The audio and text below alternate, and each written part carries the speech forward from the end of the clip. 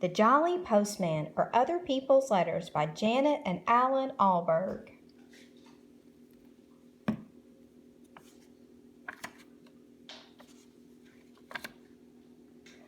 Once upon a bicycle, so they say, a jolly postman came one day from over the hills and far away with a letter for the 3 bears.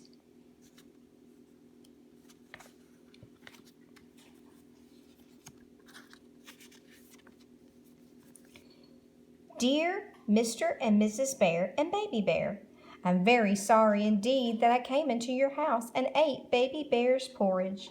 Mummy says I'm a very bad girl. I hardly eat any porridge when she cooks it, she says. Daddy says he will mend the little chair.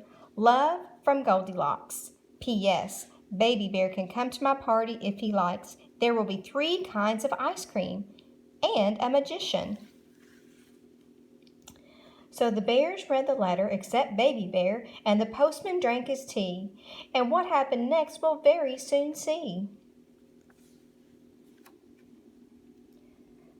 Off went the postman toodaloo in his uniform of postal blue, to a gingerbread cottage and garage too, with a letter for the Wicked Witch.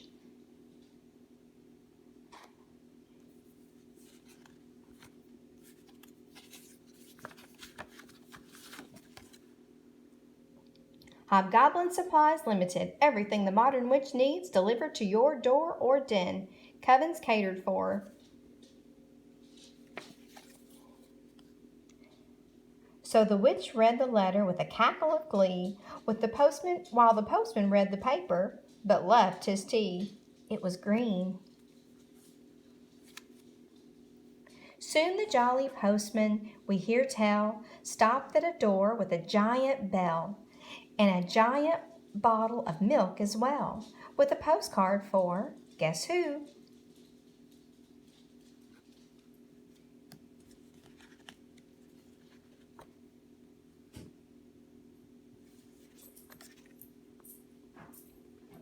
Dear Giant Big, having a nice time, me, my mom, and your hen that lays golden eggs. They're better than traveler's checks.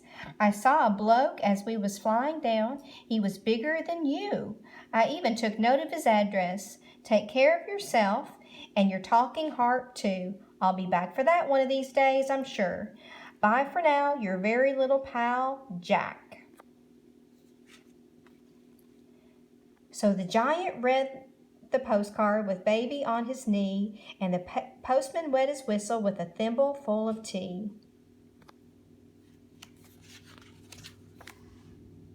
Once more on his bicycle the postman rode to a beautiful palace, so we've been told, where nightingales sang and a sign said sold, with a letter for Cinderella. There's a surprise.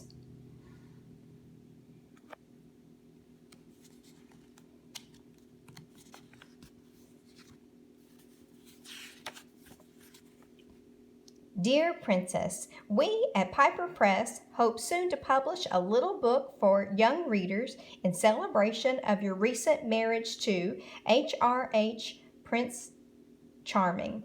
A copy of this book is enclosed for your approval. We trust this somewhat shortened version of Your Highness's most marvelous tale will not displease you. We also trust that you will be comfortable in your new home and live happily ever after.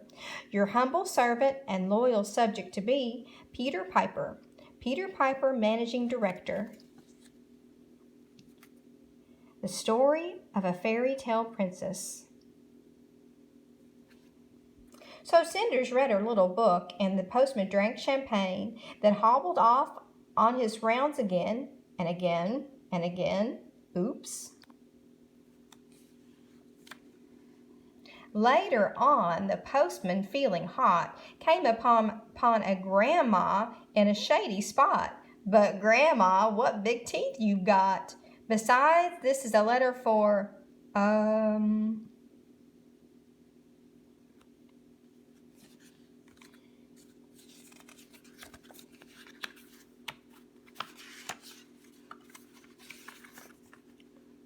Dear Mr. Wolf, We are writing to you on behalf of our client, Miss Riding Hood, concerning her grandma.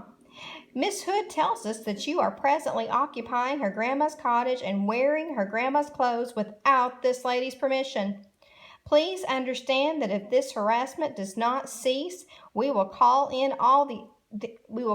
the official woodcutter, and if necessary, all the king's horses and all the king's men. On a separate matter, we must inform you that the Three Little Pigs Limited are now resolved to sue for damages.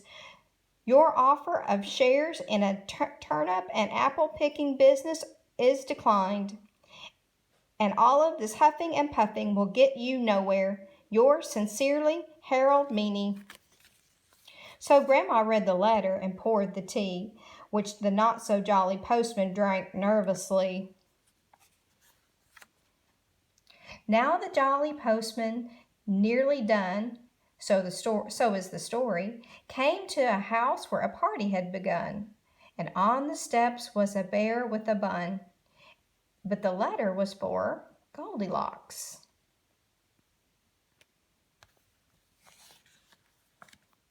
It says birthday wishes, 8 today. And there is her birthday money.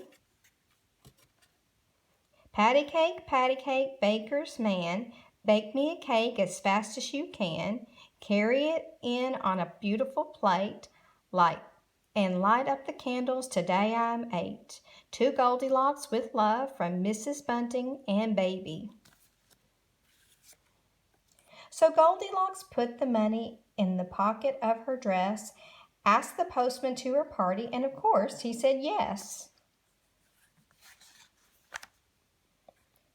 Once upon a bike, so they say, a jolly postman came one day from over the hills and far away,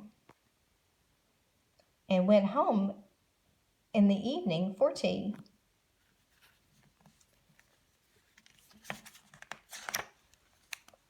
The end. And now I will enjoy my tea.